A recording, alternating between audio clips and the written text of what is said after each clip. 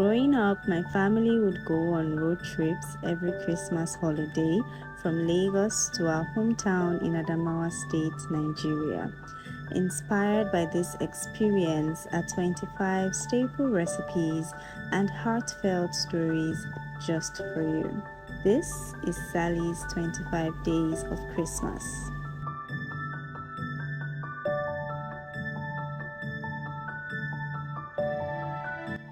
To mix the batter for the drawings, we are going to need half a tablespoon of butter, 1 tablespoon of icing sugar or confectioner sugar. Mix that together properly till it's well incorporated. We are making a separate batter for our pattern on our Swiss roll because this is thicker and holds its shape much more than the actual sponge for the Swiss roll. This would ensure that our pattern is intact after baking. So we're just going to mix this together. Next, we're adding in 1 tablespoon of all-purpose flour and 1 tablespoon of egg whites. The egg white serves as our liquid and binder here. So we're just going to mix this together till it's well incorporated and then set this aside for the next step. Once that is well combined, we are going to split our batter into 2 halves because we are coloring this. So I'm going to be using red and green food coloring, of which the green would be more than the red because the green, I use the green to draw some trees. And so I'm just going to share this. You can actually do any design of your choice. You can be creative.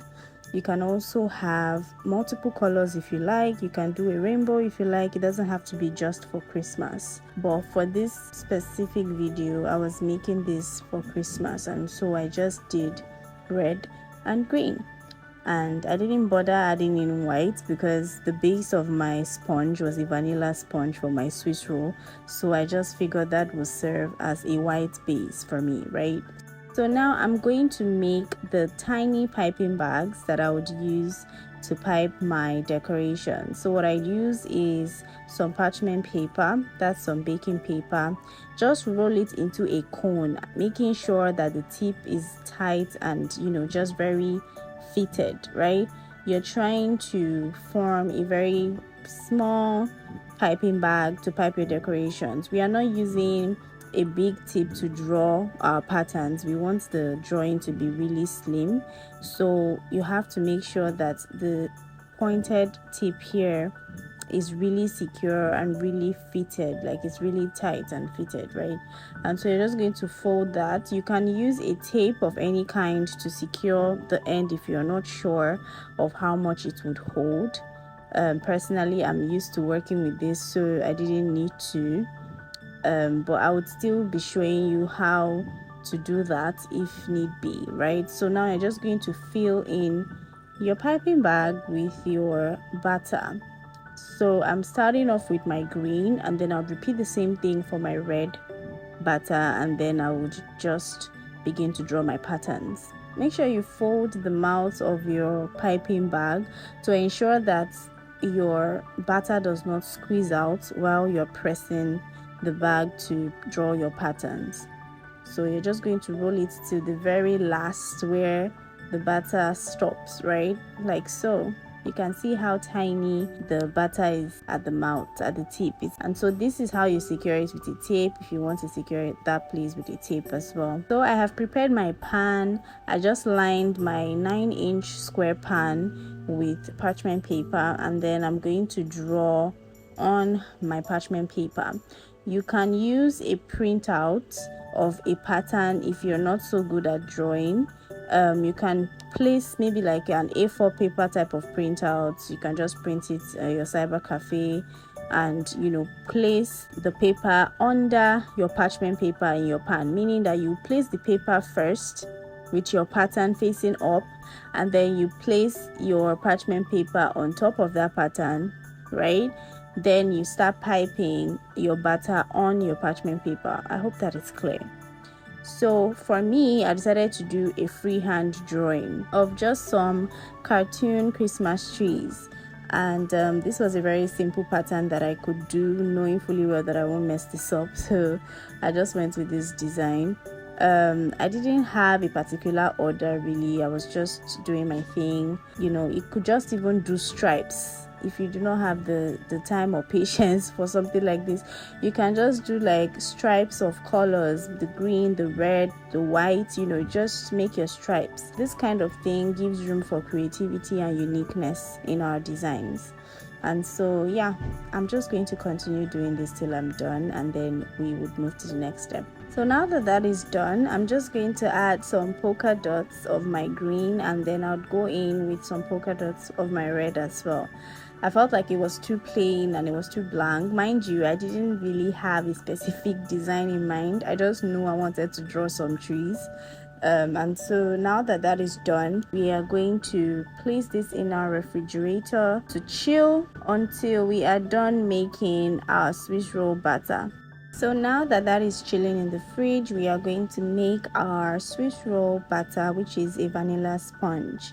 So these are ingredients. The full list of the ingredients would be in the description box below, so make sure you check that out. So we are going to be using 3 of our egg whites, but 2 of our yolks. We're going to be separating 1 yolk from the rest of our egg whites. So you're going to be using 2 egg yolks and 3 egg whites. So once we are done, into a bowl, add in your 2 egg yolks, and then we are going to add in our vanilla extract. Next, we are going to add in our vegetable oil, some water. You can also use milk if you prefer, and then we're going to add in half of our sugar, then set the other half aside for later. Whisk all of this together until it is well combined, and then set this aside. Now to our egg whites, we are going to whip this with our hand mixer. Remember, I recommended using a hand mixer to whip your egg whites in my previous sponge cake video. This is to ensure that every single bit of the egg whites are whipped, especially for the fact that we are not doing such a large quantity of batter. And so you can use a smaller bowl than this as well. The smaller the bowl, not too small anyways, because once you whip your egg whites, it doubles in size. So you want to use a bowl that is kind of like not as wide as this one that I used in the video, but deep enough for your hand mixer to function properly and for your egg whites to be well contained. And so you're just going to keep on whipping. You know, this is a hand mixer, so you have to be rotating it in circular motion with your hand, and so you're just going to keep on doing that until you notice that your eggs are starting to whip nicely. And so once it gets to this point where you can already see the foam and it's looking white, then you are going to start adding your sugar in bits. We're going to add our sugar in 2 parts, and then we're going to whip, right? So adding it in the first part, we're going to continue whipping for a few more seconds, and then you're going to go back in and add in the second part of your sugar. So now we're adding in the second part of our sugar, and then we are just going to whip this up until everything is well combined and our egg whites form stiff peaks. Fun fact, 2018 or 2017 I bought this hand mixer and I've been using it since then. I was a student then and I used it a lot for my baking when I was still in school. And so now that our egg whites have formed a stiff peak, so we're just going to take like 2 scoops of our egg whites and transfer it into our egg yolk mix, and then we are just going to stir this till it's well combined. The purpose of doing this is to help incorporate our egg yolk mixture with our egg white mixture much more easily in the bigger bowl. So once that is done, we're just going to transfer this into our bigger bowl, and then we're going to mix everything in together. You're basically folding it in like a cut and fold method, and then you'll try as much as possible not to over mix this. Remember, we whipped our egg whites, and us whipping the egg white serves as our raising agent, which will also help in giving our cake structure. So you do not want to over whip or over mix and then end up deflating the egg whites. Okay, so once that is mixed, we're going to add in our last ingredients, which is our all-purpose flour and our corn flour. This is because I'm not using cake flour. If you have cake flour, then you can skip the corn flour and just use the measurement of the all-purpose flour. But if you do not have cake flour, then use the measurement of the all-purpose flour. Take out a tablespoon and replace that tablespoon with a tablespoon of corn flour. Okay, that way you've made yourself some cake flour. And so we're just going to fold that in. Do not worry if your batter seems like it has some lumps. That is fine. Your cake would still come out perfect after baking. You do not want to keep on mixing till you have a smooth batter. No, that way you're going to overmix and deflate your batter. Okay, so just mix until you cannot see any separation between the wet mix and your flour mix. Make sure you cut and fold, especially from the bottom of the bowl, just in case your egg yolk mixture has settled at the bottom, so that everything is well combined. We're just going to pour in our sponge mixture.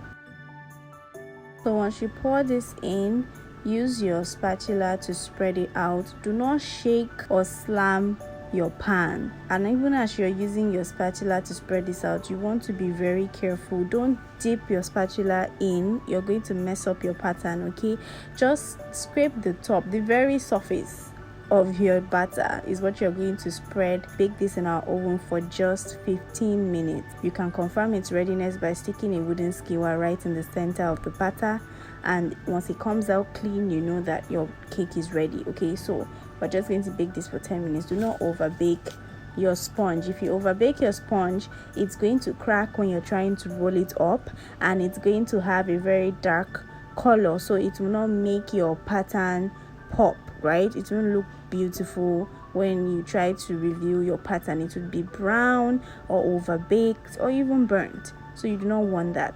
So now that our sponge is ready, I'm just trying to separate my baking paper from it.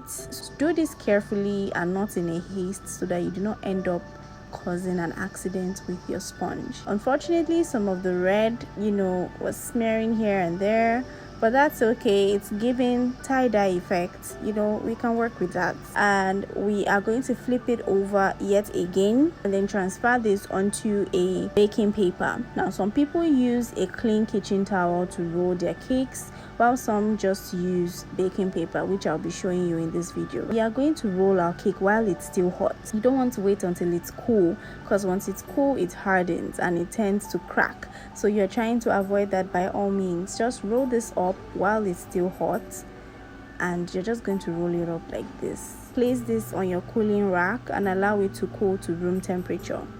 Once it's cooled to room temperature, you're basically going to have a cake roll that remembers its shape, almost like muscle memory with beef, right?